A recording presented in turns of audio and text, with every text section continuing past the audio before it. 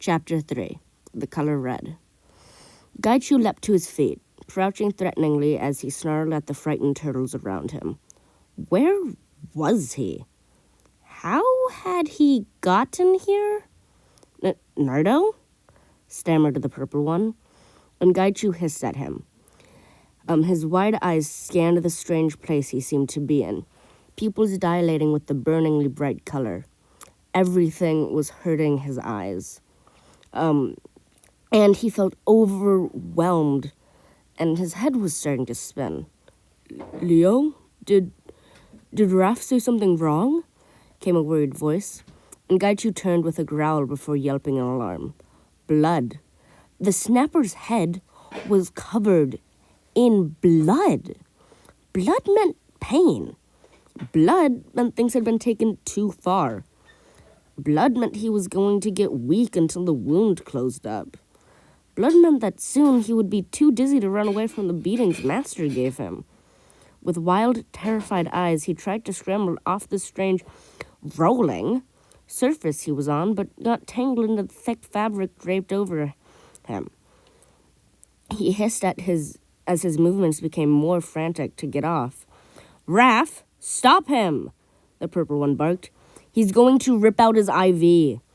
Danger, danger, danger. Leo, it's okay. What are you scared of? Came a soft voice, and Gaichu's head whipped around to see the orange turtle approaching him cautiously. A low purr emitted from Gaichu's chest as he gazed at that glorious color. His eyes calmed slightly, and he stopped struggling, letting the little one approach. Careful, Mikey, the soft shell warned. He's going crazy. He looks scared, the treasure-clothed one defended as he continued his slow walk forward. Leo, can you hear me? It's all okay. Mikey, careful, the large snapper barked, and Gaichu let out a sound that was between a snarl and a shriek. He couldn't let this monster take his treasure. Gaichu leapt off the gurney and immediately felt sharp pain from his wrist. He yelped and glanced down at the skin, which had a little bead of crimson beginning to grow there. Blood. Gaichu let out a distressed whine and scrambled back until his shell bumped into the rolling bed, hissing as the cracks Master gave him were jostled. Shell! Snapped the purple one as he picked up a thin, shiny instrument off the ground. We gotta get this back in him. Gaichu whipped back around and snarled at him, stalking forward to put himself in between the box turtle and the soft shell. He hunched his shoulders and let spittle fly from his mouth, trying to send a clear message for the purple turtle to stay away from his treasure child. He might have no idea what was going on, but this little box turtle was his now, and he was going to protect him. What's going on? Mikey asked, eyes wide as Leo snarled at Donnie. The soft shell raised his hands in worried and surrender. I don't know. Donnie stared in horror at his feral twin. He's just going berserk. Easy, Leo, Mikey tried, placing a gentle hand on Leo's shell. It's okay. It's just us. Leo stole a glance back at Mikey, eyes softening slightly. He nuzzled Mikey's hand with his face before turning back to Donnie and Raph with renewed vigor. Looks like he likes you, Mikey, Raph observed, watching the interaction with baffled eyes. Donnie felt a pang of irritation. He should like all of us, he snapped before turning back to Leo. Nardo, snap out of it. You're safe. You're in the med bay. Leo growled and Mikey glared at Donnie. Donald, that is not how you handle someone having a panic attack. You think he's having a panic attack? Donnie scoffed. Panic attacks don't make you attack your brothers. Well, then maybe it's not a panic attack, but it's clear he's scared and in pain, Mikey sniffed. Hey, Leo, it's okay. You're safe now. Strangely enough, Leo didn't give any reaction to his name, just glaring at Donnie and Raph with wary eyes. He let out another low snarl, and something clicked for Donnie. Wait. The softshell's eyes darted back and forth with the possibilities. He could be in some sort of disassociated state. Perhaps when he was in the prison dimension for those few minutes, his brain shut off rational functioning and reverted him to his animalistic DNA. He frowned, but theoretically he wouldn't act this feral. Hiding in his shell would be more expected. But we can figure out the details later. Right now, we need to convince him he's safe. He's with his brothers, Raph snapped. How much safer can he get? Sight is only one sense. He might receive better signals via touch. Donnie looked doubtfully at his growling twin and shook his head. Touch is out except for Mikey, but we still have taste, hearing, and smell.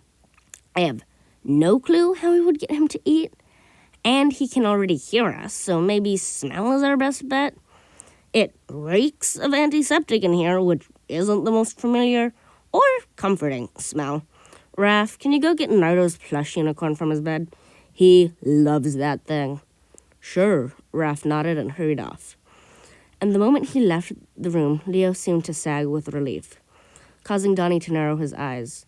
That was another clue, and verified that Raph was the trigger. Donnie bit his lip in thought and raised his arms, threateningly to appear bigger. Leo snarled, but it seemed like a warning and not because of fear. Donnie's hands dropped back down to his sides and he furrowed his brow. What was it then?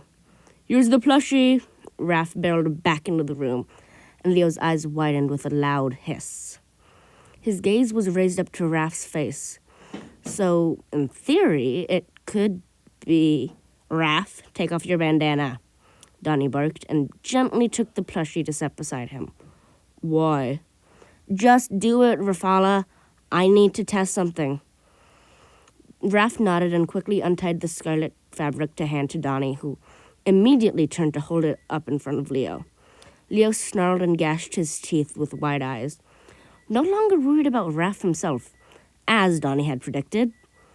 He then moved the bandana behind his back to hide it from Leo's view, and the slider immediately softened his stance. The bandana came up again, and Leo let out a strangled roar. Muscles clenching, bandana down, relaxed. Bandana up, fearful. Bandana down, relaxed. He's scared of Raph's bandana? Raph's face scrunched up in confusion. But why?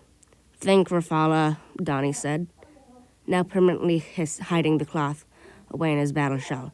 In his brief state of dissociation, what was the only red he would come into contact with? Well, besides Mech's prime suit eyes, Raph stilled, looking slightly nauseous as he realized the implications.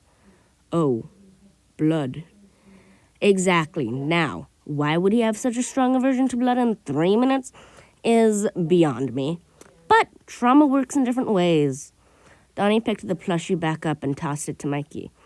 We're lucky we got him when we did. This level of disassociation can lead to serious disorders if left untreated. But I think it's just a reflex kind of thing and nothing we can't help him out of. Mikey took the unicorn and tentatively held it out towards Leo. Here, Leo. See? It's your favorite. Leo's head whipped around to sniff the unicorn, staring at it for a second before letting out a low purr and nuzzling the toy with his face. He took the plushie gently in his mouth and laid down, placing the soft object on the ground to rest his head on. He gave a slight hum of contentment, and all three brothers sighed in relief. There you go. There you are, Lee. Nothing to fear here, Mikey soothed, and Leo's breathing gradually slowed, and his face grew confused. He blinked around for a couple moments before looking back up at his brothers with blessed recognition in his face. Why am I on the floor?